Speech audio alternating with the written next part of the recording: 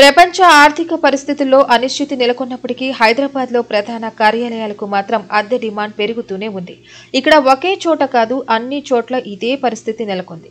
తమ కార్యాలయాలను పెట్టాలంటే అధిక అద్దెలు చెల్లించాల్సిన పరిస్థితి నెలకొంది. హైదరాబాద్లో కార్యాలయాల అద్దెలు గత 2.5 ఏళ్లలో 24% పెరిగాయని స్థిరాస్తి కన్సల్టెంట్ అనురాగ్ నివేదిక తెలిపింది. ముంబై మెట్రోపాలిటన్ ప్రాంతాల్లో ఎంఎంఆర్ఈ పెరుగుదల 28%గా ఉందని పేర్కొంది.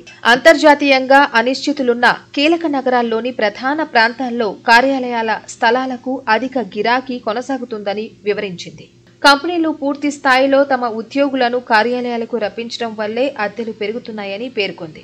ఈ నివేదిక ప్రకారం కార్యాలయాల స్థలాల లీజింగ్లో అమెరికా సంస్థల వాటా 45%గా ఉంది. ముంబైలో బ్యాంకింగ్, ఆర్థిక సేవల రంగం, బిఎఫ్ఎస్ఐ కార్యాలయాల లీజింగ్లో అమెరికా బ్యాంకుల వాటా 48%గా ఉంది. హైదరాబాద్లో ఆఫీస్ అద్దె విలువలు 24.1% పెరిగి చదరపు అడుగుకు 58 నుంచి 72కి చేరుకున్నాయి. బెంగళూరులో ఆఫీస్ అద్దె 2022లో చదరపు అడుగుకు 82 నుంచి 16% పెరిగి 95కి చేరుకుంది. పూణే, చెన్నై మార్కెట్లలో వరుసగా 11.1% మరియు 9.1% అద్దె పెరుగుదల మాత్రమే కనిపించింది.